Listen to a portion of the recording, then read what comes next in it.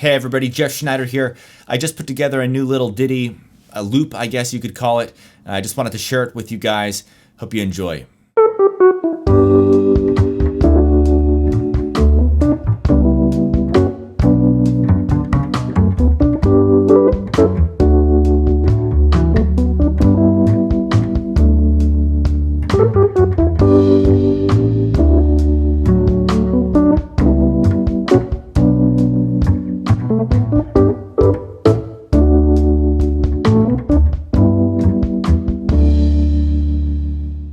All right, let's do a quick analysis of this. Nothing too crazy going on here. We start with the 4 chord, which is, I suppose, slightly unusual, and then we go into the 1.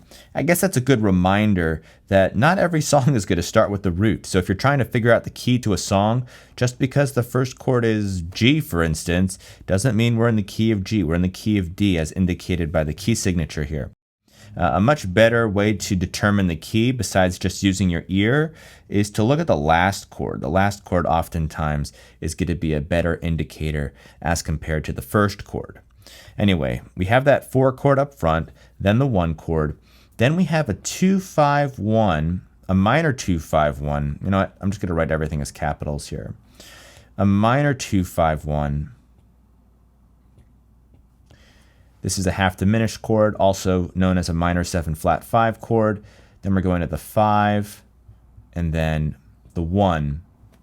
But 1, I'm really referring to the 6 as a 1, so let's just write it as 6. All right, so we have the 6th chord there.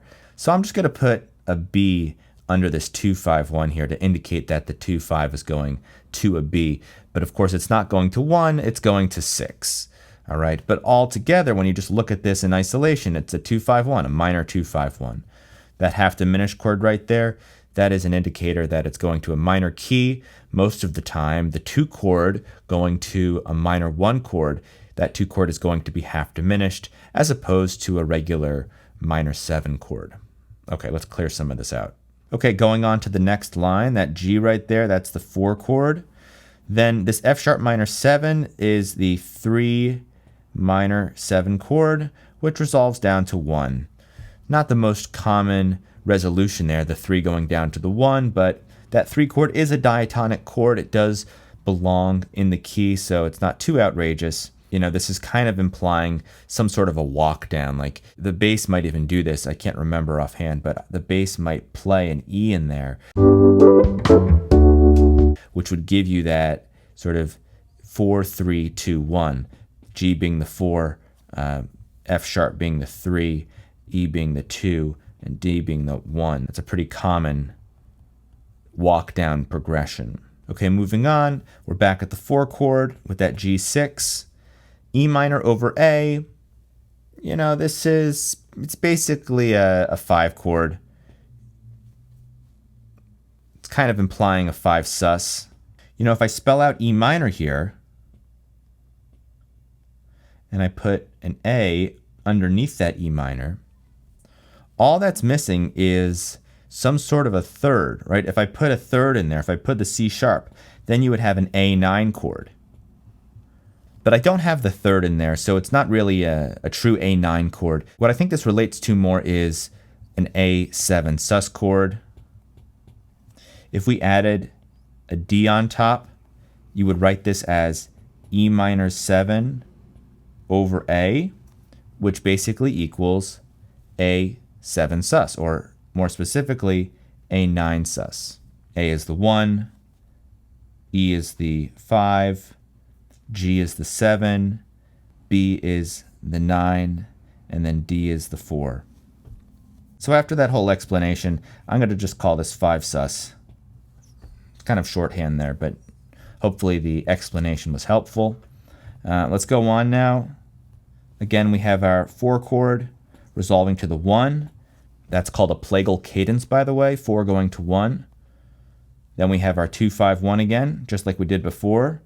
The 2 minor 7 flat 5 to 5 going to B.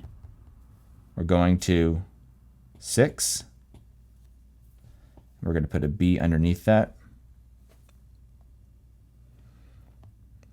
And then finally, 4, 5, 1. Very, very easy classic cadence, 4, 5, 1. And we have a plagal cadence at the end, 4, 1. So there's a quick analysis for you. Nothing too crazy here. We do have a couple of non-diatonic chords.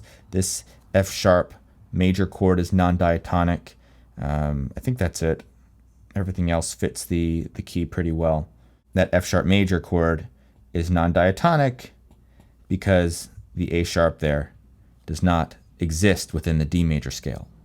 So I'm going to make the audio available for this, and the MIDI, and the sheet music that I hand wrote here. I'm going to make that all available at the link on the screen and in the description below. I hope you guys enjoyed this one. If you did, please feel free to hit that like button. And if you haven't subscribed, you can do that as well. Thanks for watching. I'll see you in the next one. Bye-bye.